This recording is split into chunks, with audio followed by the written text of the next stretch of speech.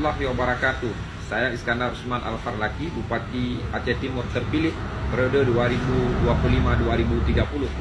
Pada kesempatan berbahagia ini saya ingin mengucapkan terima kasih kepada seluruh masyarakat Aceh Timur yang sudah menyukseskan pemilu kada damai tahun 2024. Saya juga ingin mengucapkan ribuan terima kasih kepada teman-teman jajaran Polda Aceh, khususnya Polres Aceh Timur yang sudah ikut menciptakan suasana kondusif pada pelaksanaan pemilu kada tahun 2024. Demikian, terima kasih. Wassalamualaikum warahmatullahi wabarakatuh.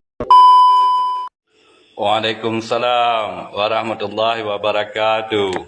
Get kaya terpilih ke Bupati Bu Masyarakat Aceh Timur kalinya 2020 sampai 2020. Ngamban dipilih, diresmikan kalau ngamban. Nya memang kah duk ke Bupati Aceh Timur. Ka kerja begot, be korupsi pengraya Aceh Timur. Sayang raya Aceh Timur. Ngamban. Be ente ana tuhum ditun kaduk kata mong dalam penjara. Ngamban kan. Nya begagak syit. Bang Naman kana babang mandi wate ngai Nova. Nya kan. Nya be tempi kakah damang dalam penjara. Sayang de. Ya aman kan. Yang kak kerja begot. Nya memang kah je ke Bupati. Yang ku takut singa awate khop pare tetap sah jadi ke Bupati.